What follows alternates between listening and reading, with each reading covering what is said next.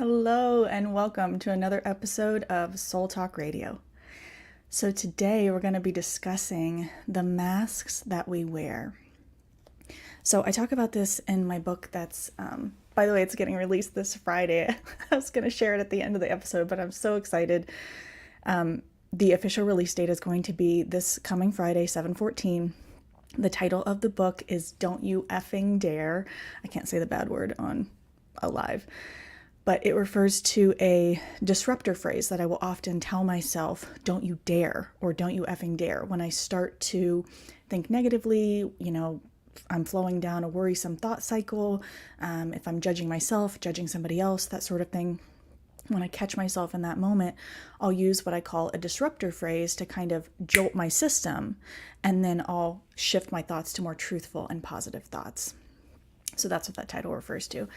But you can order it. You can pre-order it now on Amazon for the Kindle version. And then I'm also creating, obviously, a paperback version, hardcover. And now I'm working on the Audible version. So super exciting. Couldn't wait to share it with you guys. But in my book, in the shadow work section, I talk about the masks that we wear. So we craft our personality and wear these masks, which are almost attuned to like a second skin, like something that we place on our avatar that we present to the world, right? And I want to discuss how a lot of times certain masks that we wear, we pretend that we don't have them, right? We pretend that they don't exist, and they're kind of our hidden aspects of us, which is what shadow work dives into, the hidden aspects of us. So we have a lot of masks that we love to wear, right? Which are humorous masks, our kindness, generosity masks, those sort of things we present to the world. But there are also masks such as our rude, jealous, impulsive, or spiteful masks that we just simply pretend don't exist. And instead of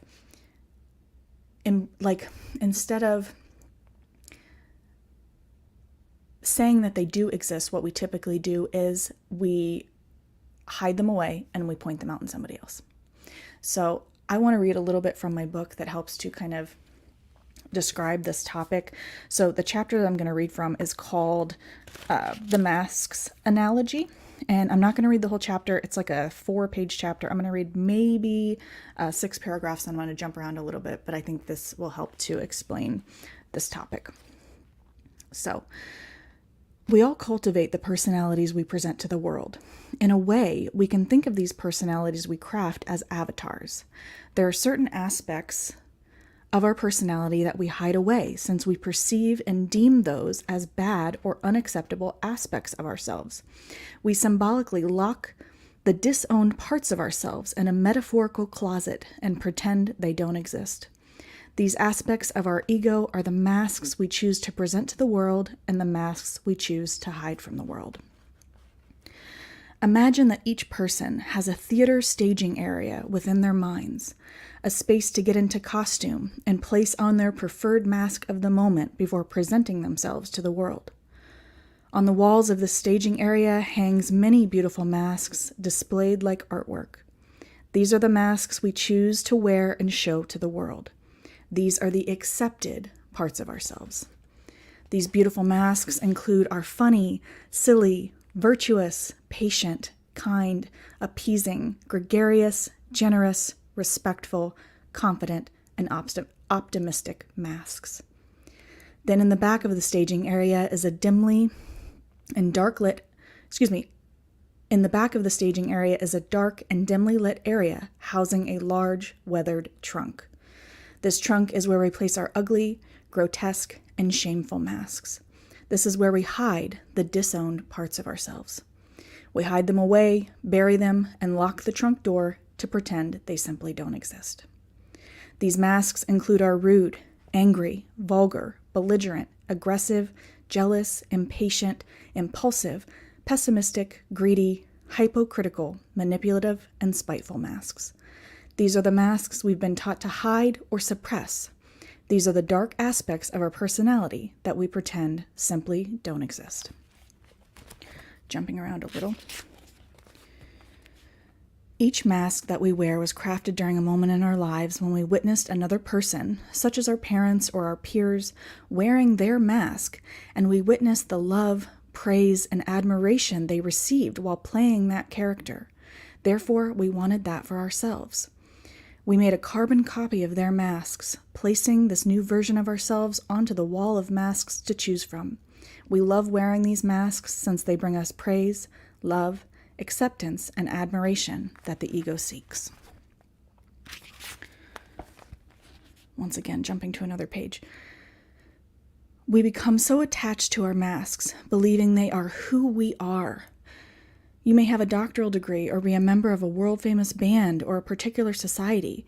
However, those things, those titles, physician, musician, etc., don't make up who you are.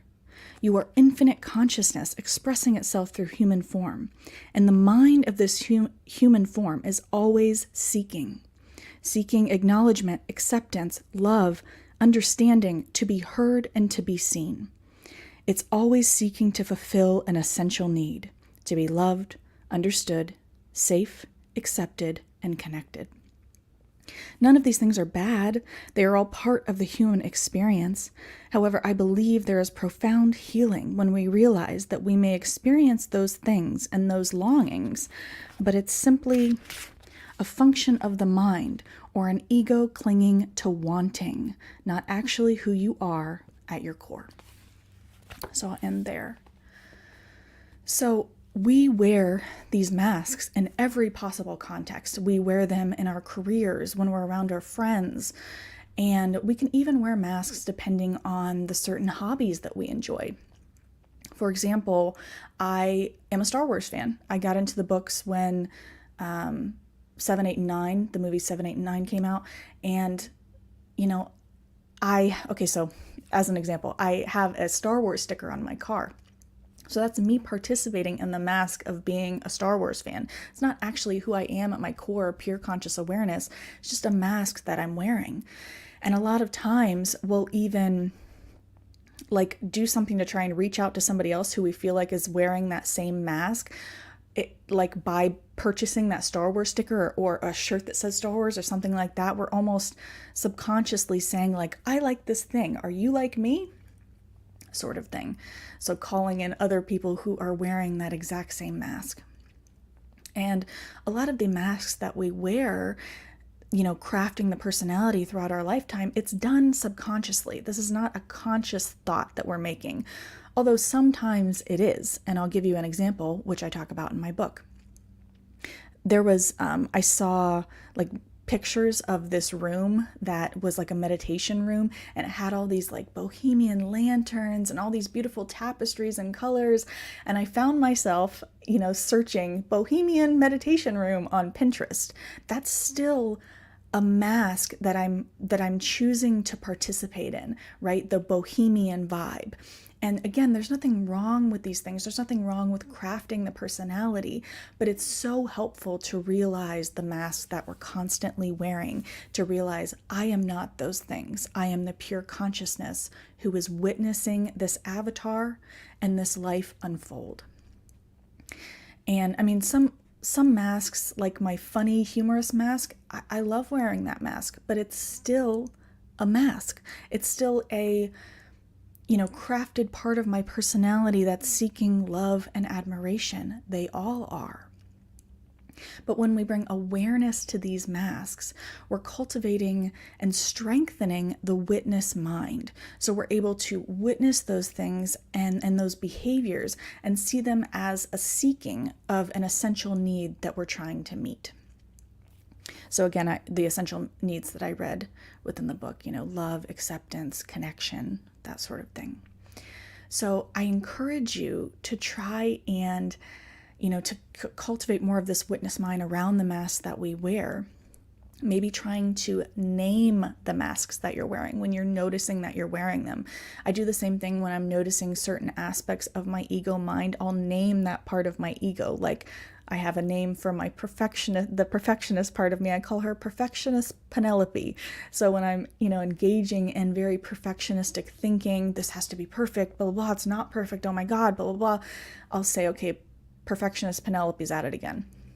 that sort of thing. So it's very helpful, to bring that understanding and that naming into the process, and it helps us again create separation between the masks that we're wearing versus who we actually are. And this helps you to embrace self-reflection, self-acceptance, and explore the depths of who we are beyond the masks that we're choosing to wear. So hopefully you guys enjoyed today's episode. I love sharing these things with you guys, and I see a few of you have joined kind of in the middle of our episode here, so I'm going to say my announcement again.